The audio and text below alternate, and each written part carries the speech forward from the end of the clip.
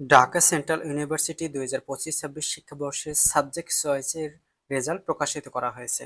তবে তোমরা মাইগ্রেশনে তোমাদের সাবজেক্টটা কিভাবে পরিবর্তন হবে এবং তোমাদের কলেজটা কিভাবে পরিবর্তন হবে এ সংক্রান্ত অনেক শিক্ষার্থীদের প্রশ্ন রয়েছে। প্রথমত তোমাদের দেখাবো যে তোমরা যারা সাবজেক্ট পেয়েছো তোমাদের বিশেষ যে আহ, সময়সূচি রয়েছে, যেটা জানা তোমাদের খুবই গুরুত্বপূর্ণ তথ্য। যেখানে প্রথমত তোমাদের কিন্তু তোমাদের সাবজেক্ট চয়েস সময়সূচি দেওয়া হয়েছিল 30 তারিখ, যা বাড়িয়ে 1 তারিখ পর্যন্ত দেওয়া হয়েছিল। তবে তোমাদের সাবজেক্ট চয়েসটা গতকালকে দেওয়া হয়েছে এবং তোমাদের ভর্তি ফি জমা দিতে হবে 4 আগস্ট থেকে 12 আগস্ট রাত 12টা পর্যন্ত, যা ভর্তি ফি তোমাদের প্রতিটা কলেজে 6,500 টাকা।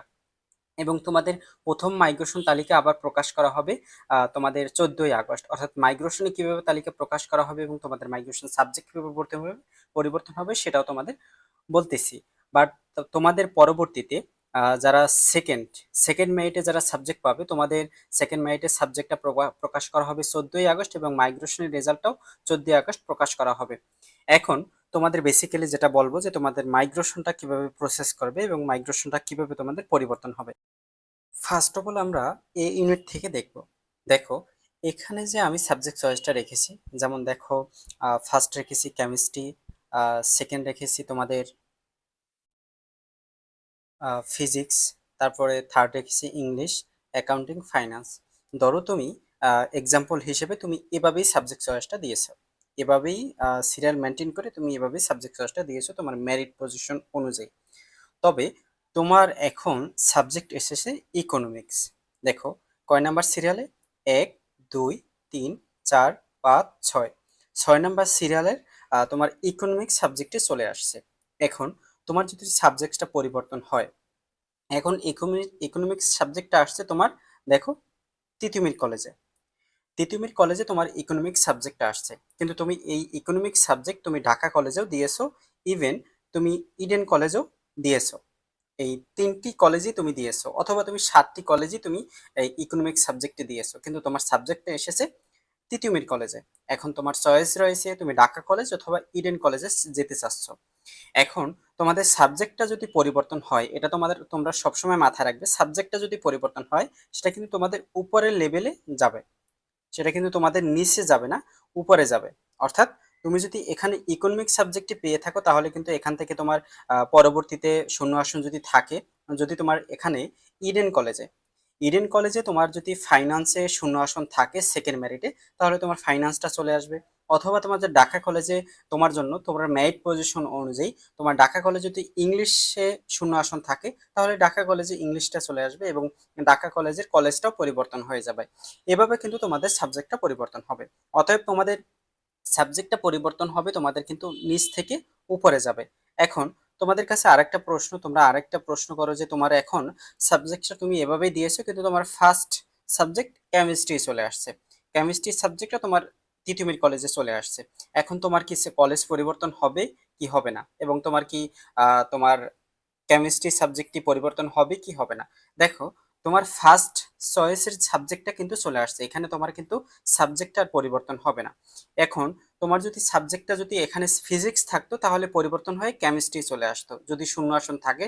যদি ইডেন কলেজে শূন্য আসন থাকতো তাহলে কেমিস্ট্রি চলে আসতো, ঢাকা কলেজে শূন্য আসন থাকলে কেমিস্ট্রি চলে আসতো।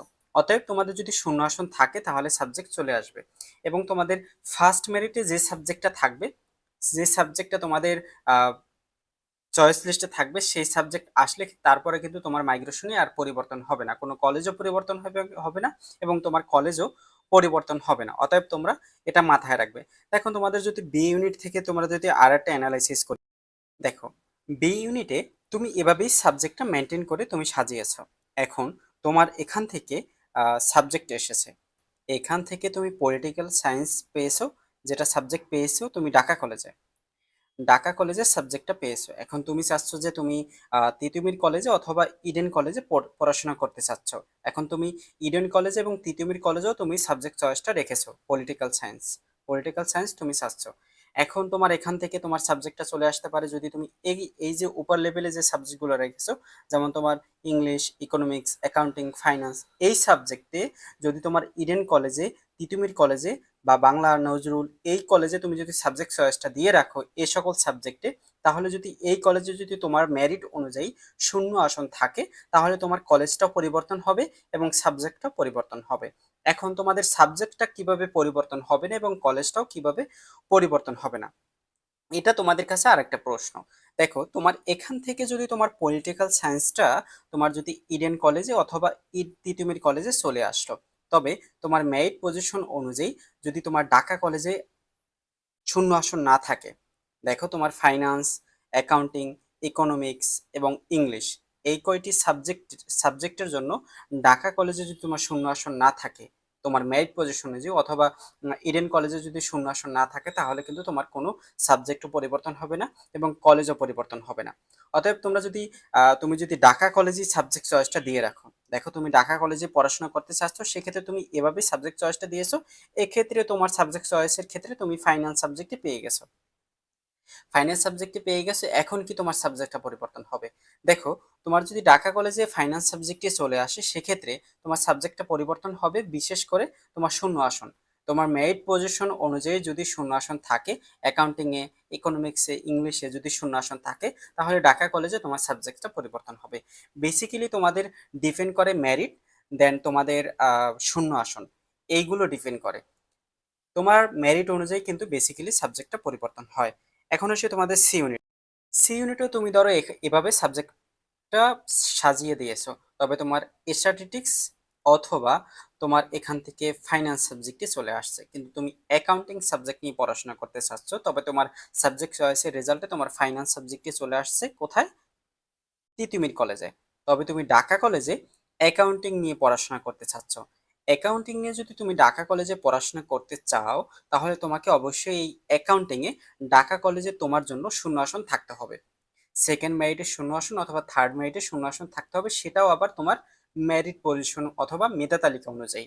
তোমার যদি মেধা তালিকা অনুযায়ী শূন্য আসন সাপেক্ষে তোমার থেকে উপর লেভেলে যারা আছে, তারা যদি মেধা তালিকায় এগিয়ে থাকে, তাহলে তুমি কিন্তু অ্যাকাউন্টিং সাবজেক্টটি ঢাকা কলেজে পাচ্ছ না। অতএব তোমাদের আহ, যেটা তোমাদের মাথায় রাখতে হবে, মেরিট পজিশন এবং তোমাদের শূন্য আসন, কোন কলেজে ফার্স্ট মেরিটের পরে কোন শিক্ষার্থী ভর্তি হয়েছে। ধরো তোমার এখানে কিভাবে শূন্য আসনটা হয়, দেখো এখান থেকে অনেক শিক্ষার্থীরা ধরো তোমাদের অ্যাকাউন্টিং সাবজেক্টটি পেয়েছে কোথায়?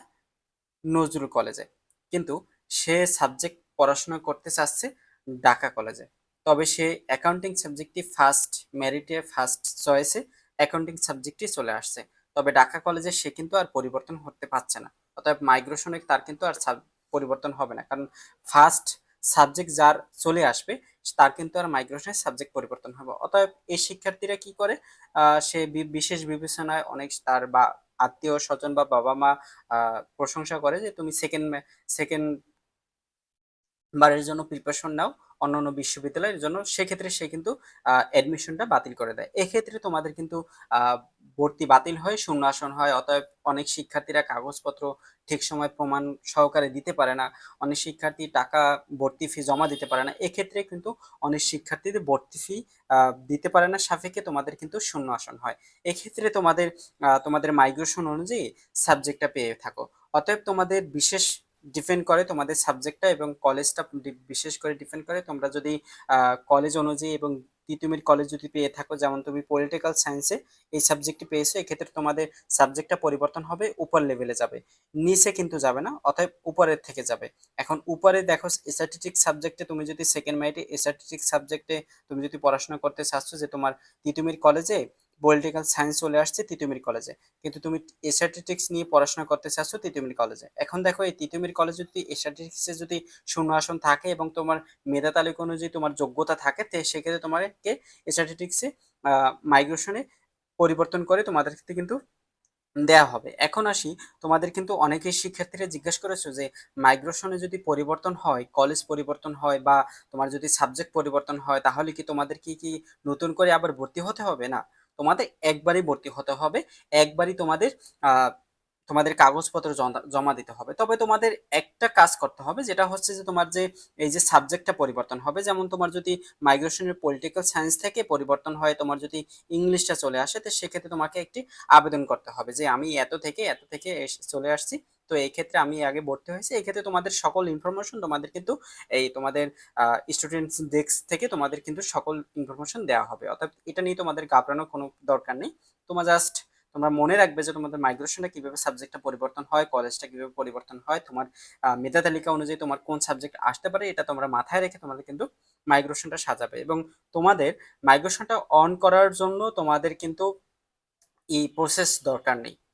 অন করার জন্য তোমাদের প্রসেস দরকার নেই, কিন্তু তোমাদের অফ করার জন্য প্রসেস দরকার। তোমরা যদি অফ করো তাহলে কিন্তু অফ করতে হবে, আর যদি অন করো সেটার জন্য তোমাদের কিন্তু কোনো কাজ করার দরকার নেই। অন অটোমেটিক করা থাকবে, কিন্তু অফ করার জন্য তোমাদের লগ ইন করে কিন্তু তোমাদের অফ করতে হবে। যেমন তোমার যদি ঢাকা কলেজে পলিটিক্যাল সায়েন্স চলে আসছে, এখন তুমি ঢাকা কলেজে পলিটিক্যাল সায়েন্স নিয়ে পড়াশোনা করতে চাচ্ছ, আর কোনো কলেজে তুমি পড়াশোনা করতে চাচ্ছ না এবং আর কোনো সাবজেক্ট চাচ্ছ না, সেক্ষেত্রে তোমার কিন্তু মাইগ্রেশনে যে লগ ইন করে তোমার কিন্তু মাইগ্রেশনটা বন্ধ করে দিতে হবে। তা নাহলে কিন্তু পরবর্তী তোমার মাইগ্রেশনের কলেজ পরিবর্তন হতে পারে তোমার মেধা তালিকা অনুযায়ী। এই ক্ষেত্রে তোমাদের এই প্রসেসটা তোমাদের জানতে হবে।